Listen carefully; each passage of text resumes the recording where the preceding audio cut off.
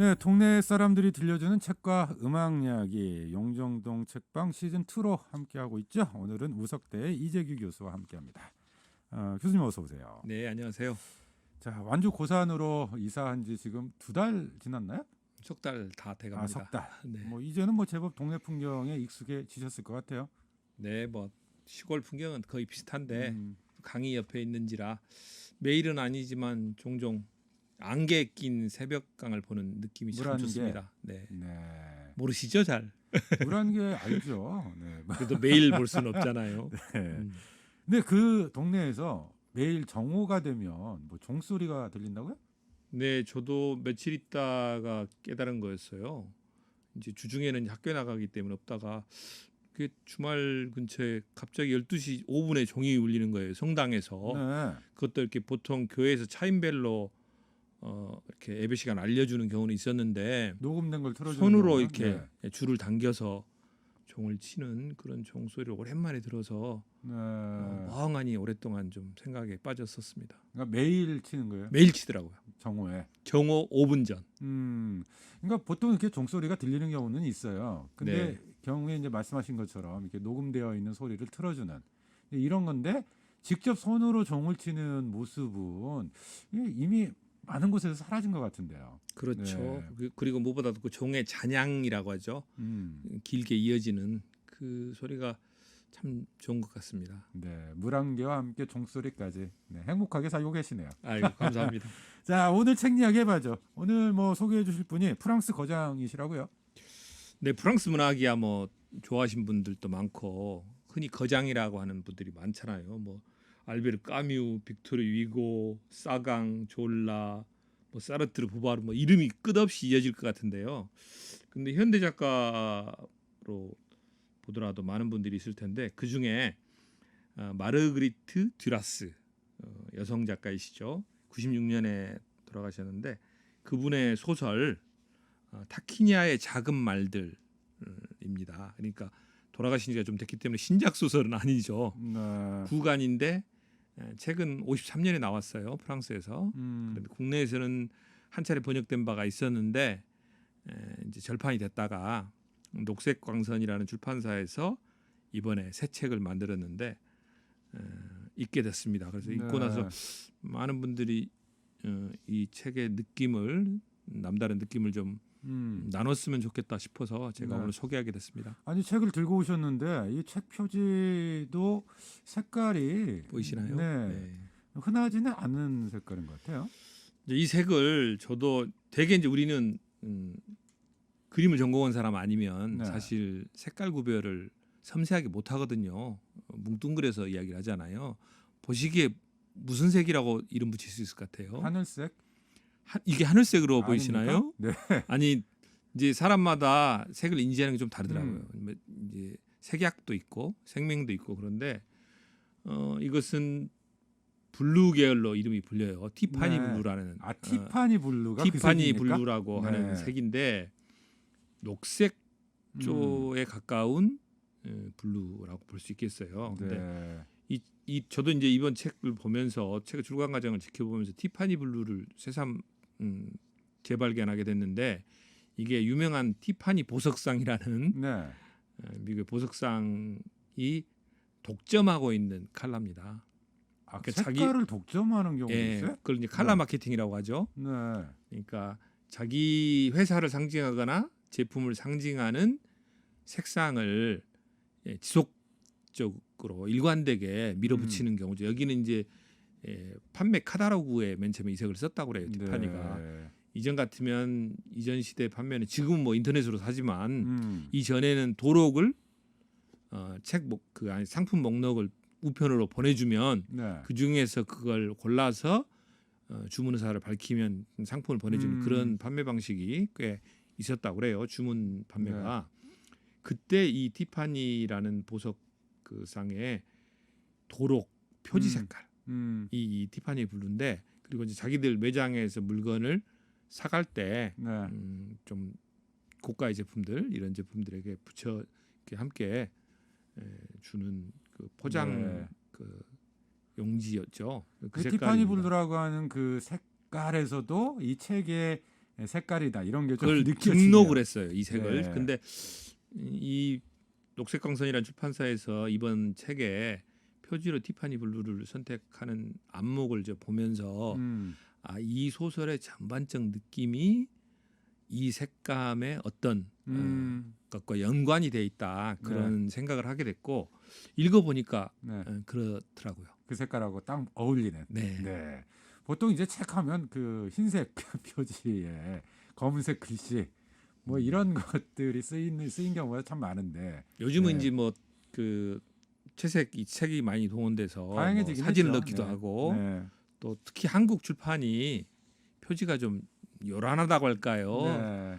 원색적이다고 할까요? 외국 서적들 특히 페이퍼북 같은 거 보면 참 밋밋하게 표지 디자인을 합니다. 네. 그냥 내지도 재생용지 비슷한 걸로 해가지고 거의 텍스트만 있는 그건데 세계 출판 시장에 나가면 한국 책들이 뭐 잘 만들기도 하지만 표지가 굉장히 그래요. 그런데 이번 책은 고전의 냄새를 레트로 분위기에서 이렇게 이게 하드카바라고 하죠. 네. 양장본이라고 합니다. 그래서 딱딱한 표지로 만들면서 이게 이제 패브릭이라는 그 재질이에요. 네. 양장 표지에 이렇게 만져보면 질감이 보통 책들은 두꺼운 용지에 코팅을 해가지고 미끌미끌하잖아요. 근데 이 책은 이렇게 만져보면 네. 약간 거칠한 액책의 감각이 느껴지면서 이렇게 양장본이 갖는 특유의 그 질감이 느껴지는 알겠습니다. 그런 책입니다. 네, 책 내용에 대한 이야기를 해야 될 텐데 저희가 책 커버만 갖고 한참 동안 이야기를 했어요. 재밌으니까 이게 인상적이어서 제가 네. 이야기를 좀 많이 하게 됐습니다. 근데 뭐 책을 이렇게 리커버로 다시 나오면 판매 부수가 올라간다는 이야기도 들리긴 하더라고요. 그렇죠. 네, 우선 얼굴이니까요. 네. 책이 내용보다 우리 사람을 만날 때도 그렇잖아요. 그 사람의 인상 보고 마음이 옮겨가는 경우가 사실 좀 많이 있죠. 네. 자, 어쨌든 프랑스 작가 마르그리트 듀라스. 네. 국내에서는 뭐 소설 연인으로 좀 알려져 있다면서요? 아마 많은 분들이 그럴 거예요.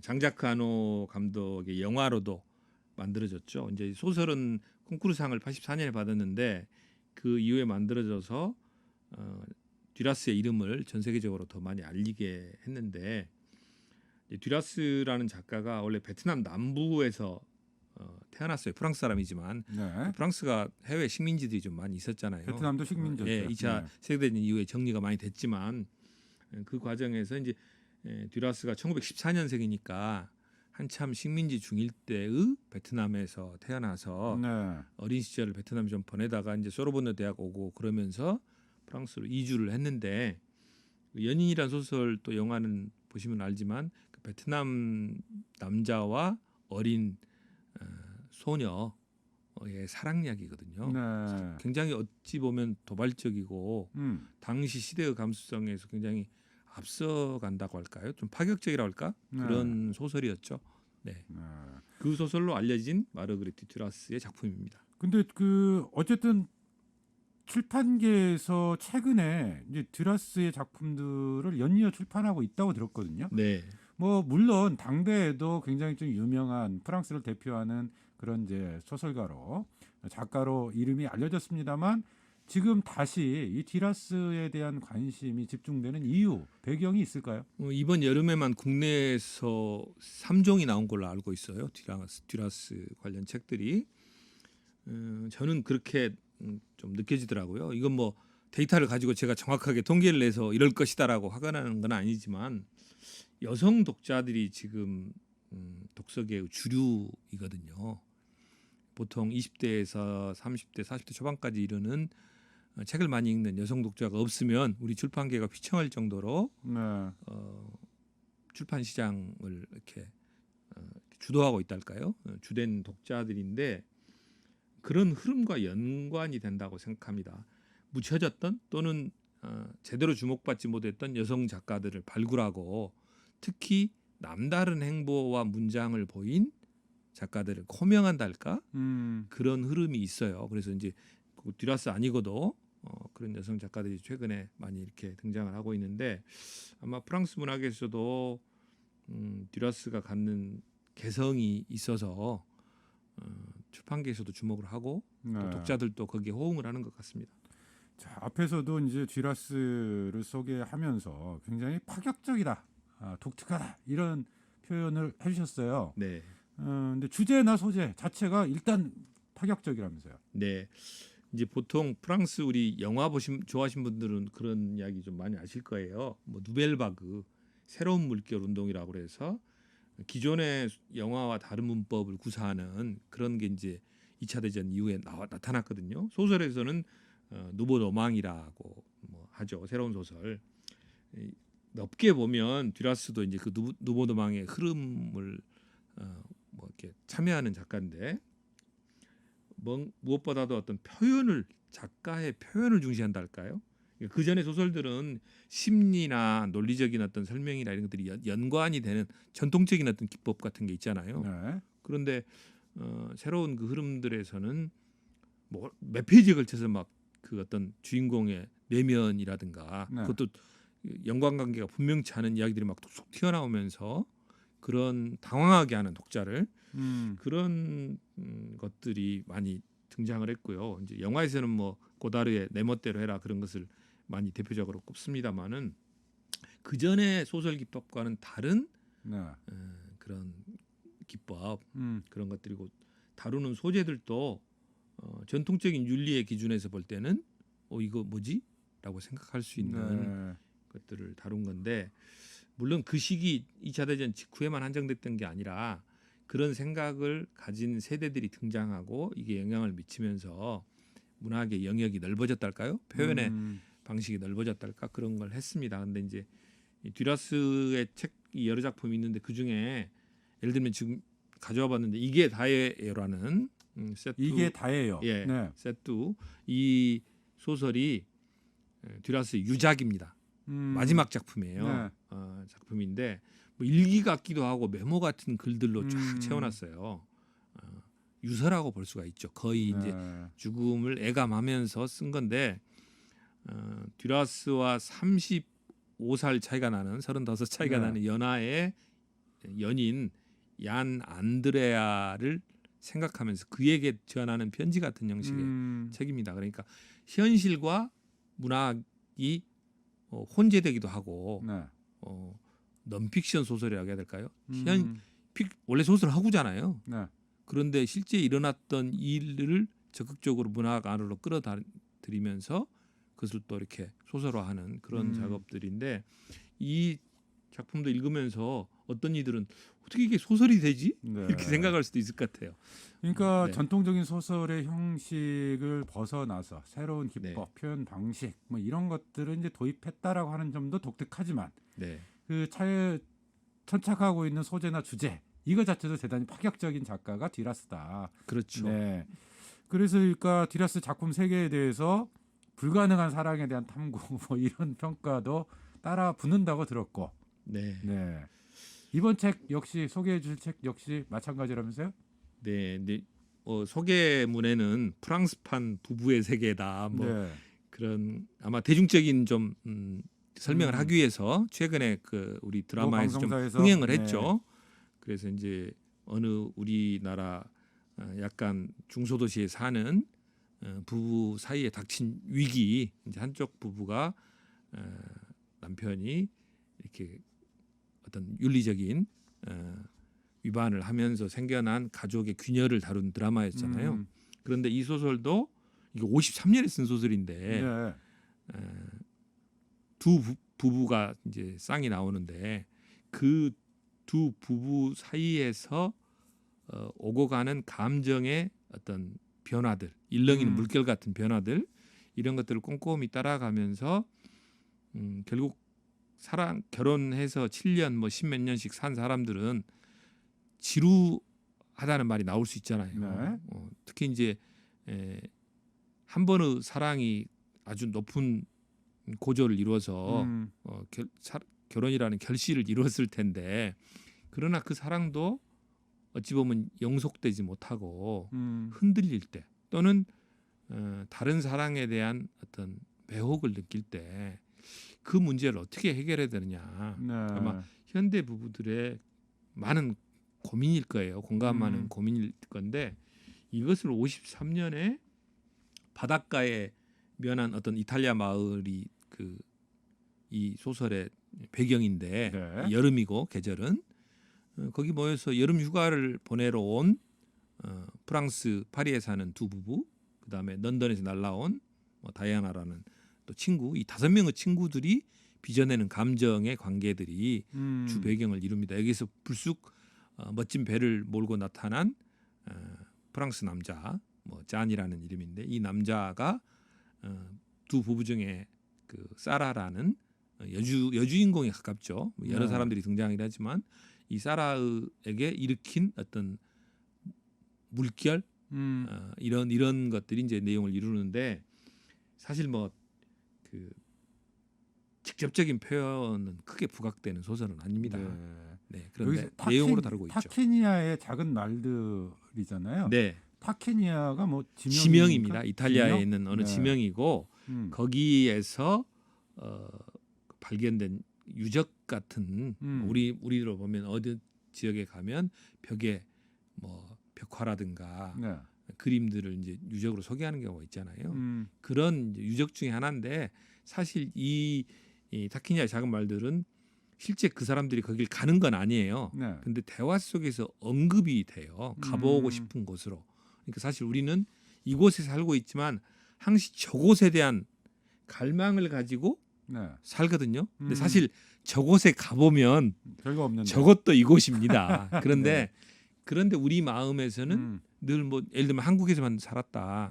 그럼 미국이나 뭐 프랑스 같은 데서 살아보면 삶의 거처를 바꾸면 내 삶에 어떤 변화가 있지 않을까 그런 기대를 하고 살아가죠. 그런 겁니다. 타키니아의 작은 말들은 네. 그것을 상징한다 할까 뭐 그런 것이죠.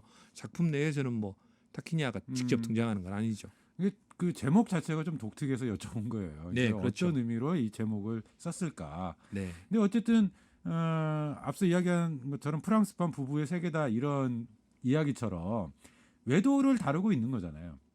그렇죠. 네. 사라의 남편인 자크가 두 사람은 결혼은 7년이 됐는데 자크가 사실 좀 외도를 몇 번 했어요. 여러 번 한 것으로 짐작이 돼요. 직접적으로 말 안 하지만 그걸 지켜보는 사라도 마음이 흔들리죠. 네. 그런데 거기에 맞대응해서 무슨 맞바람을 피운다든가 이런 통속적인 건 아니고 그런 일이 바깥에서 온 남자와의 관련해서 그런 일들이 일어나긴 합니다. 네. 그런데 통속적인 해석이 아니고 사라가 말하자면 금기로 생각됐던 어떤 감정의 물결들을 넘어갈까 하다가 사실은 돌아오거든요. 네. 근데 이 돌아온다는 게 예전에 자기 사라로 다시 돌아가는 게 아니고 저는 새로운 사람이 되었다고 생각을 해요. 말하자면 사라 표현을 빌리자면 젊은 여자가 되었다 할까? 네. 그러니까 자기 젊은 날에 그렇게 간직했던 어떤 갈망이나 열망 또는 기대 이런 것들이 없이 삶을 너무 그냥 그 고지식하게 살아가고 이렇게 가둬놓고 살아가는 그런 사람으로 굳어졌다가 네. 이게 어떤 계기를 만나서 그런 열정이 되살아난 것 같은 느낌. 그러나 현재의 울타리를 벗어나지는 않는 네. 그런 결말은 그렇게 돼 있는데 그 서사가 중요한 게 아니고 그 과정에서 일어나는 사라의 마음 그리고 주인공들끼리 나누는 대화 이런 것들이 주는 묘미가 있습니다. 네. 그리고 여름과 바다에 대한 그 느낌도 그것이 주는 특별한 것이 있어서 이 소설은 느모노망 소설들이 그렇지만 뭐 몇 마디 줄거리로 요약될 수 있는 소설이 아니고 그 분위기와 전체적인 감정의 느낌을 네. 내 감정에 맞춰보면서 천천히 읽어야 될 소설이 아닌가 네. 그렇게 생각을 합니다. 보통 우리 소설하면 이제 스토리 위주로 서사 네. 위주로 후다닥 읽어버리는 그런 게 있는데 이 책은 절대 그렇게 읽으면 안 되는 책이군요. 네, 여기서 여름과 바다는 등장인물 못지않게 중요한 배역이라고 저는 생각해요. 여름이야말로 인간의 본능이 드러나는 계절이거든요. 뭐 해수욕장이라든가 이런 분위기 때문에 그런 게 아니고 일단 덥잖아요. 네. 무료하고 지루하잖아요. 그런 과정이 하나의 그 주인공들의 심리를 드러내는 장치가 되기도 하고 특히 바다 같은 경우도 인물 전체를 둘러싸는 용액 같은 것이랄까요. 뭐 그런 게 되면서 이 사람들을 둘러싸고 있는 기후와 장소가 사람의 감정에 미치는 영향을 보여주기도 하고 또 상징하기도 합니다. 그래서 여름에 꼭 읽었으면 좋을 소설. 네. 이 대목 중에 사랑에는 휴가가 없다. 뭐 이런 대목이 등장한다고요? 네, 네. 네. 그 어떤 뜻일까요? 그러니까 이제 우리가 사랑을 지속하게 되면 결혼 관계를 지속하게 되면 그 사람에 대한 지루함이나 일탈하고 싶은 마음도 나오잖아요. 근데 이게 이제 그 작중 인물 중에 누디라는 남자의 대사인데 이 사람이 상당히 개방적인 것 같으면서도 자기 아내와 티격태격하면서도 둘의 1대1 관계를 유지해가요. 신뢰를 지켜가요. 그러면서 사랑에는 휴가가 없는데 사랑은 권태를 포함한 모든 것까지 온전히 감당하는 거야. 그러니까 사랑에는 휴가가 없어. 그런 말을 합니다. 이게 윤리적 의무가 아니고 네. 의무로서 뭐 이 감정을 이 관계를 지켜야 된다 이런 의미라기보다 사랑 자체에 그런 것까지를 포함한 거 아니냐. 네. 이제 루디는 그렇게 말을 하죠. 사라는 그 말과 다른 행동과 감정을 보여주긴 합니다만은 서로 각각 주인공들이 네. 이 사랑과 결혼이라는 것에 대해서 다른 태도를 보여줍니다. 이 소설이 출간되고 나서 비하인드랄까요? 뭐 네. 이것도 재밌다면서요? 네. 네. 이게 이제 출간되고 뭐 프랑스 독자들의 많은 그 관심을 끌었는데 얀 안드레아 제가 아까 소개한 이 듀라스의 15년 후반기 연인이 됐던 이 얀 안드레아가 고등학교 졸업 무렵에 이 소설을 읽었어요. 네. 그래가지고 완전히 매료돼가지고 한 글자 한 글자를 옮겨 적고 싶고 이 작가의 세계에 자기도 일치하고 싶다는 욕망 때문에 지속적으로 연락을 하다가 마침내 오라고 네. 이렇게 연락을 받고 듀라스를 만나게 되고 듀라스를 만나서 두 사람이 이후에 15년 동안 함께 합니다. 이게 1980년의 일인데 네. 당시 안드레아가 28살, 듀라스가 66세였어요. 듀라스가 66세. 네, 우리로 네. 보통의 감정으로 따지면 66세는 사랑의 감정 또는 매력이 완전히 중지되거나 조금 네. 이제 뭐 우리 옛날로 따지면 음. 어르신들 보면 음. 저분들은 이제 뭐 사랑 감정이 있을까 싶잖아요. 네. 그리고 그것을 아름답다라는 표현보다는 뭐 존중한다든가 이런 건 하지만 그런 것은 없었는데 그 시기에 그런 사랑이 가능했다는 것만으로도 굉장한 화제가 됐던 그런 후일담이죠. 그 소설이 출간되고 그 소설을 읽고 나서 네, 네. 그렇죠. 이 너무- 작품을 읽고 너무 감동을 받아서 그 작가를 찾아갔던. 네. 감정에 휩싸였던 것 같아요. 음. 네. 그래도 15년 동안 계속 이제 그 연인 관계를 유지를 했던 거잖아요. 네. 듀라스가 이제 건강이 안 좋아지고 그럴 때 음. 듀라스 작품을 옮겨 적어주기도 하고 네. 정말 그 조력자이자 본인도 나중에 책을 냈어요. 그러니까 본인도 네.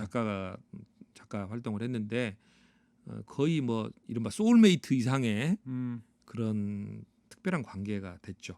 네. 자, 듀라스의 작품 세계 그 중에서도 타키니아의 작은 말들 자세히 좀 이야기 나눠봤는데, 뭐 소설에서 주인공들이 때때로 식전주 마시는데, 뭐 네. 그 입맛을 알기 위해서 먼 길 가서 음료를 구해 마셨다고요? 네, 보통 식전주는 이제 입맛을 돋구기 위해서 마시기 때문에 약간 쓴맛이 있어요. 네.